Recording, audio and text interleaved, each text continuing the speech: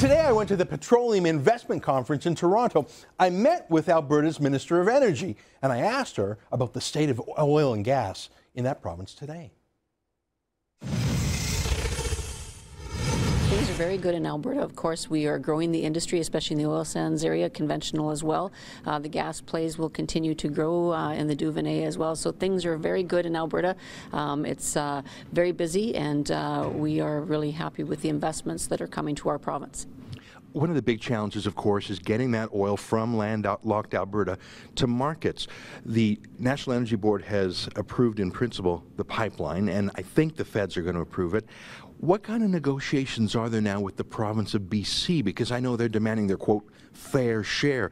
Is that a minister-to-minister conversation, or are they talking to Enbridge directly? How's that happening? Yeah, on the fifth condition, the fair share condition, that's really a discussion that the BC Premier and her cabinet will talk with Enbridge about. On the other conditions with regards to safety and environmental, we're working together through those other four conditions. But the fair share piece really is about the industry and the province of BC. Tell me, can you give me a status update on some other pipeline proposals, like the Energy East? Is your government engaged in that, or is that too early for that to happen? Absolutely. Energy East, a very important pipeline for us as well. Certainly it'll go to the National Energy Board for approval as well. Ontario, of course, will have an opportunity to speak there and people here, but a very important pipeline, Gateway, Kinder Morgan, Energy East, and of course Keystone. All of these pipelines are very important as we continue to grow the oil and gas industry in Alberta, to be able to move our products and to get fair market value for those products.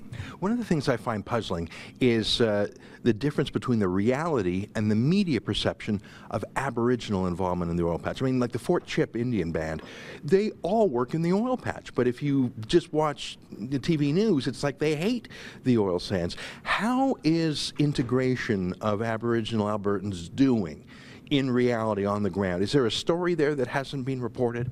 Well, we're working very closely, and our Minister of Aboriginal Relations, Frank Oberle, and our Environment Minister, Robin Campbell, who was former Aboriginal Relations Minister, working very closely with First Nations to make sure, first of all, their voices are heard, but also then with industry, working very closely with them to provide opportunities for employment and those kinds of things, because we have a real labor shortage in Alberta. We really welcome the First Nations to be involved in the labor market, and then the industry also helping them to as well with many of these projects. So we welcome First Nations input and the ability for them to be part of our solution for the very strong labor challenges that we have in Alberta. I'm going to ask you a tough question now.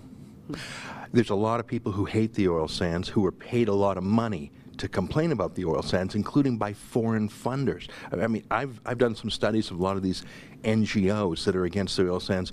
Most of them take foreign cash to hate our oil sands. I want to talk about one of them, the Pembina Institute. They get hundreds of thousands of dollars from the Oak Foundation in Switzerland, from the Tides Foundation, the Rockefeller Brothers Foundation, to attack the oil sands, but they get hundreds of thousands of dollars from the Alberta government. Is that something you would consider reviewing, that we're paying our enemy to fight against us?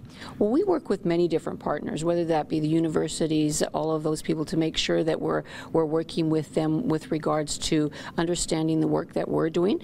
We do some work with Pembina with regards to making sure they're aware as well on the environmental front that Alberta does. We always review different grants that we have with any of the stakeholders, but certainly for us what's important is that all Albertans and all Canadians and globally, people understand the sound environmental policies we have in Alberta, the work that we're doing on responsible energy development. That's what's first and foremost, because we are doing that in Alberta. We take environmental responsibility very seriously as we develop our resources.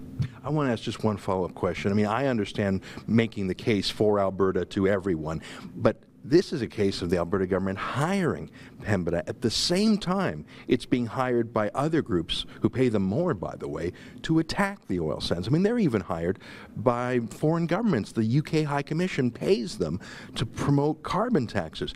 I just wonder if, especially in the age of austerity, I mean, Alberta's trying to balance its budget, if that wouldn't be something, I mean, to hire other lobbyists.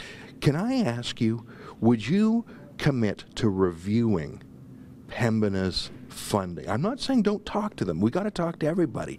But to pay the antes from Alberta taxpayers' money, it sounds so opposite day to me. We review all of our grants every year, and as we move into our budget process, we're just in a budget process right now, so every year we look at who do we provide grants for, are they providing the value that we need, and so that's just part of every grant person that gets grants from our ministry or from the government. It's reviewed every year.